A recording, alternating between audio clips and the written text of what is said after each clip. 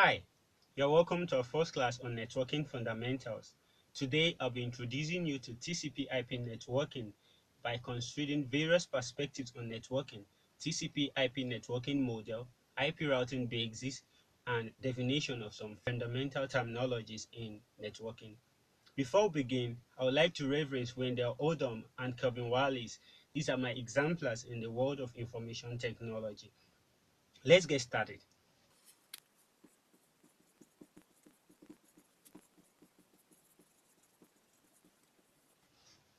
There are different perspectives on networking. There's an end user perspective and there's a network engineer's perspective. For an end user, a network is simply defined in terms of access to the internet. So an end user wants to access the internet to be able to send emails, to be able to share files, to be able to use their web browsers to access information from the internet and send messages across the globe. So I'll be giving an illustration about what an end user perspective looks like for network.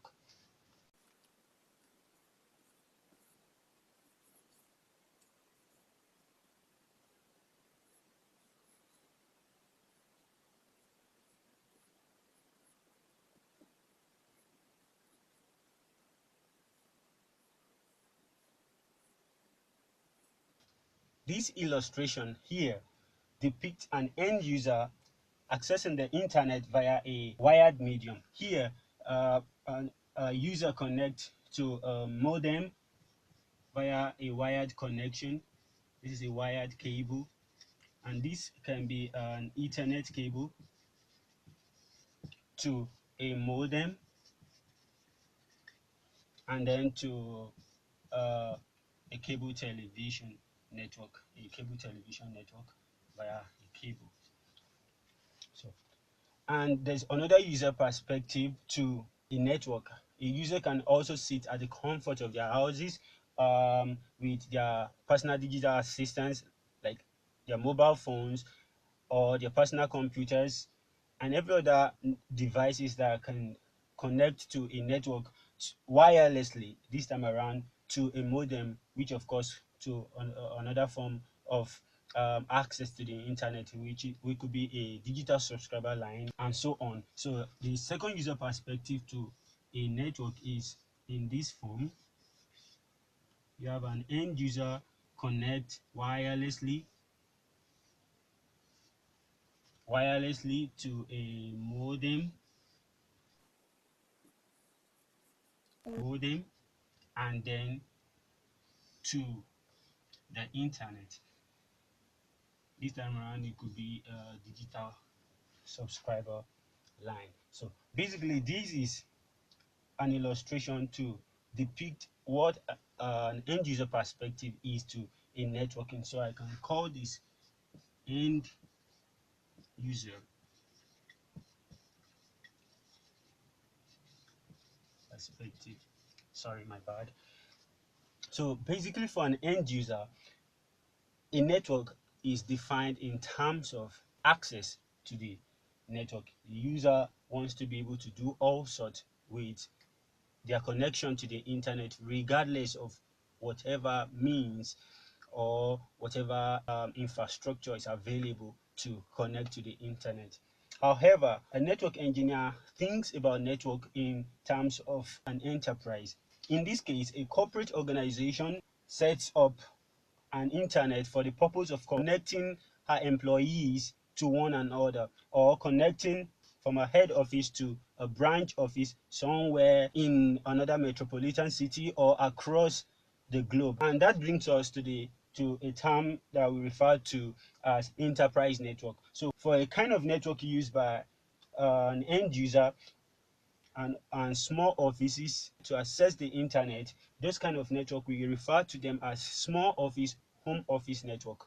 And the other kind of network with which a corporation sets for the purpose of connecting employees to the internet or sharing resources from one head office to branch office or from one company to another company and from sharing information across the globe. Those kind of network we refer to them as enterprise network. So For an enterprise network, the illustration differs. We have a corporate building here. We have a corporate building here.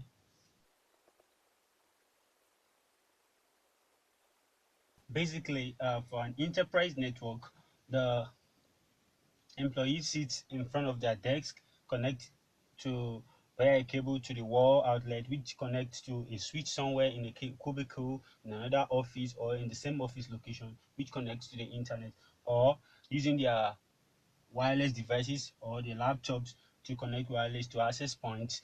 These access points also serves as switches, of course, which on the long run connect to the router which connects to the internet. So this is an illustration of what an enterprise network looks like. An enterprise network. Okay, so the delineation of a cloud here symbolizes hidden infrastructure. So, of course, to connect to the internet, there are some infrastructures in place. We'll be looking explicitly into those things that constitute the infrastructures with which we connect to the internet.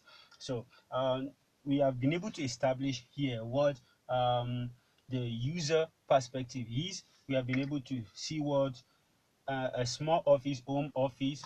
Small office, home office usually referred to as Soho in this case. So refer it to as a small office, home office. So that is the illustration in the previous picture we had, where a user connects to the internet using their cable to a modem, and then which connect to a cable television or wirelessly to a digital subscriber line. So that kind of network can be used by a small office and can as well be used at home. However, this kind of network where we have a wired cable running to a switch simultaneously with laptops connecting wirelessly to an access point, which then connect to the internet, is the kind of network we have and our corporations in organizations, multinationals, we refer to those kind of connections as enterprise network. So most corporations, you find that a user can sit in his seat and decide that, okay, I want to attend a conference. I'm going to the conference room, and can connect with his mobile device and walk down to the conference room, making access to the internet seamless. There's no barricade, there's no form of obstruction whatsoever. So people can transit from using their wired devices on the desk to using their laptops in a conference room, or to using their mobile devices while walking down to a conference hall without any form of obstruction or of any form of delay in access. So that's kind of network we have in an enterprise network. So right now we are going to be considering what we call the TCP IP networking model. So before we go into what a TCP IP networking model is, let us define what a networking model is. What is a network model? A networking model can also be referred to as a networking architecture or a networking blueprint. So just as a case of a building where we have an architect design or give a blueprint of what the building is going to look like for the individual builders, including the bricklayers, the surveyors, and painters, electricians, and co, for them to fit in into what will make the overall building be in place. So the network architecture also, it's a set of documents that defines everything that needs to be in place for the network to work. So the document contains some rules and then some information that is necessary for the network to work. TCP stands for Transmission Control Protocol. Transmission Control Protocol. And IP stands for Internet Protocol. So the Internet Protocol or Transmission Control Protocol both define how information is transferred from one computer to another computer, or from one networking device to another networking device. So before we talk about the TCP/IP networking, what brought about the idea of a networking model? The idea of a networking model is brought about by the need for standardization.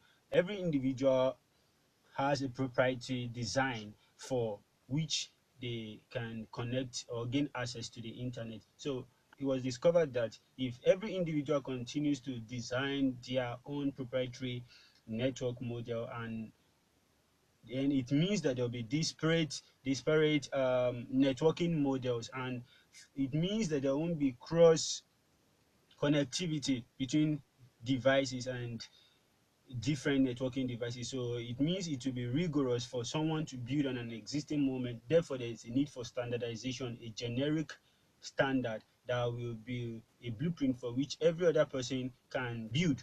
The two key stakeholders in networking fundamentals that I would like to refer to in this video is the International Organization for Standardization. So the International Organization for Standardization brought about the OSI, which is the Open System Interconnection model of networking. So the whole idea started in the 1970s. In 1970s, I won't be going into all the histories. Let's go straight into what the TCP/IP networking model looks like.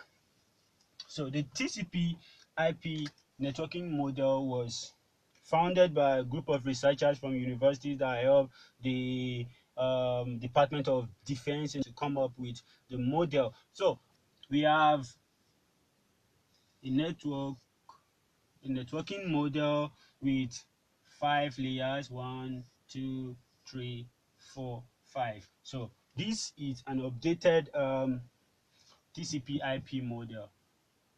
Let's say this is an updated TCP/IP model. So an updated TCP/IP model has the application layer, we have the transport layer, we have the internet.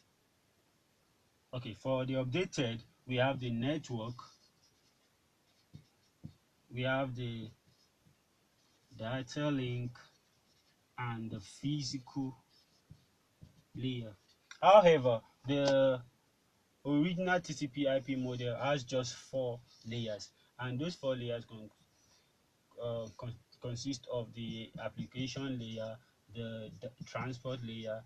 Here it is referred to as the network, and then here the link. So it is the link layer that has been divided into what is now the data link and physical layer. So the application layer defines the softwares for which an individual can issue command to gain access to an information on the internet. So the software, the programs here we refer to as our web browsers. So defines some protocols too, some application layer protocols. So for the application layer, we have what we call the HTTP, we have the HTTP, we have the POP, and as well as SMTP,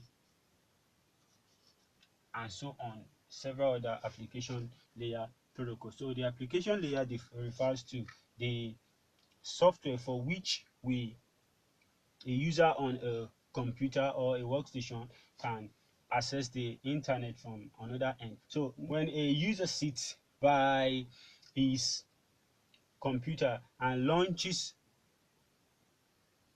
the web browser, it means that a command has been issued to fetch or to get the home page, and the home page now is returned to